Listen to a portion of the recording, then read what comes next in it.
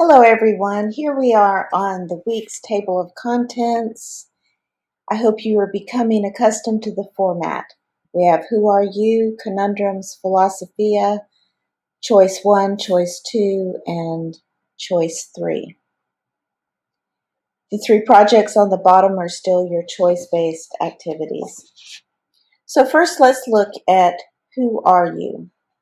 Today's lesson teaches you about gifted traits. A gifted teacher and researcher, Judy Galbraith, wanted to know more about how to meet the needs of her gifted students. She started asking questions of gifted adults to find out what they struggled with and found 8 things that many of the people talked about.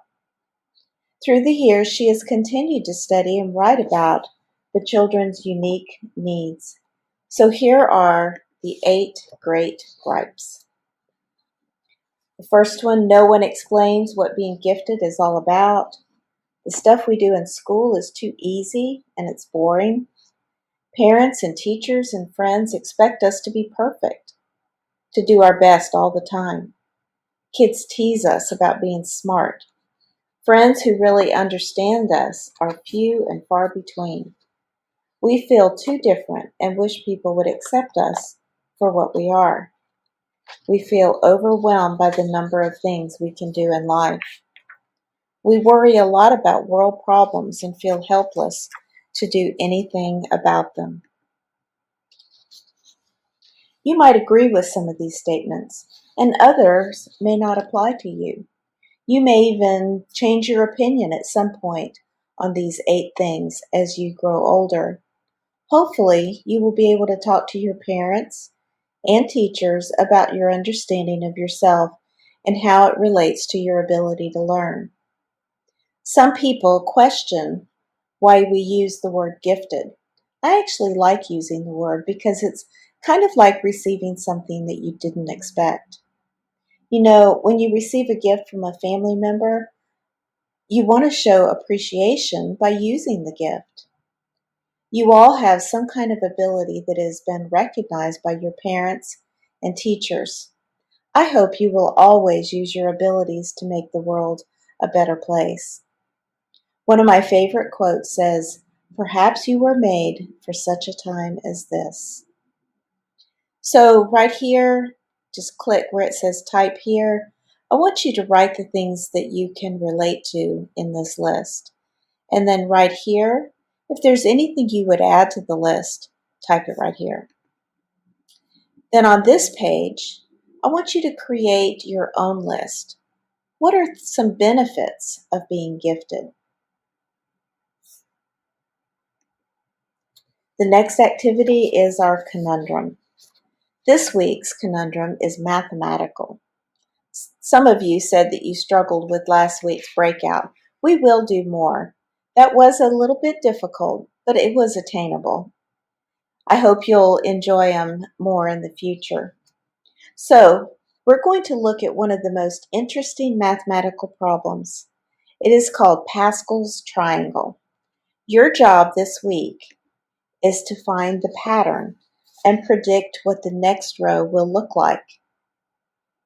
And if you're like me, you won't want to stop with that row. The next part is about Leonardo da Vinci, or Philosophia activity. One of the most interesting and important changes in art that occurred during the Renaissance, during the time when Da Vinci lived, was the discovery of how to transform 3-dimensional objects into 2-dimensional drawings and paintings.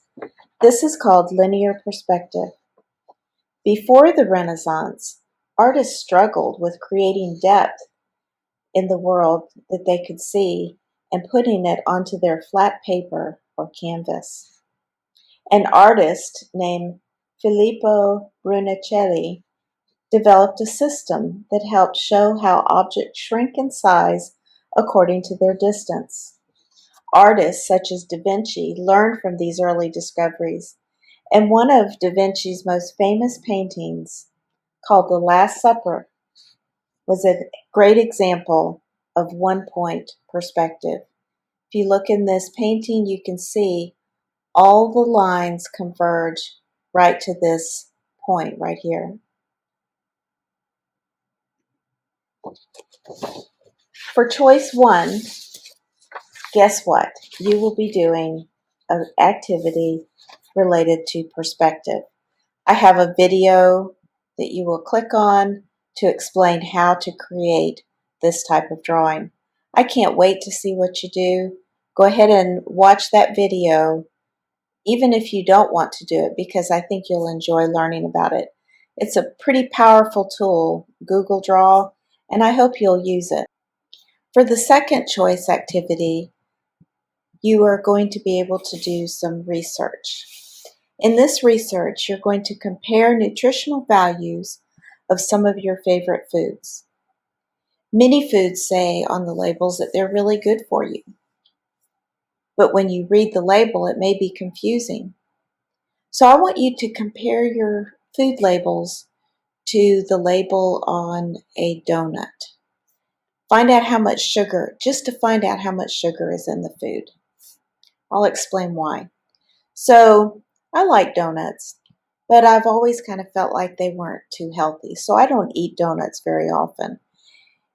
And if you look at the food label of a donut, it says the total sugar is 13 grams.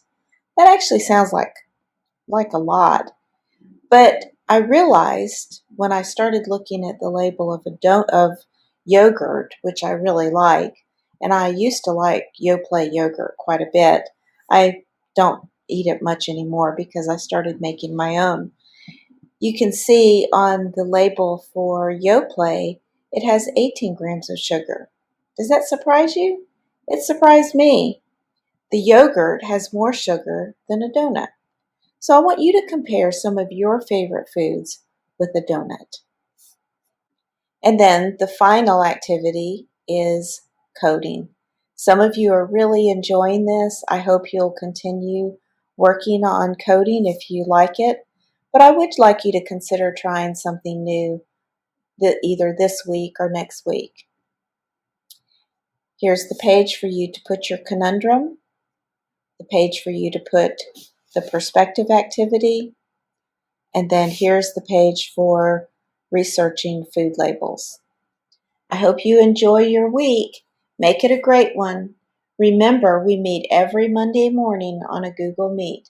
I hope we have lots of people join so that you can spend time talking to each other.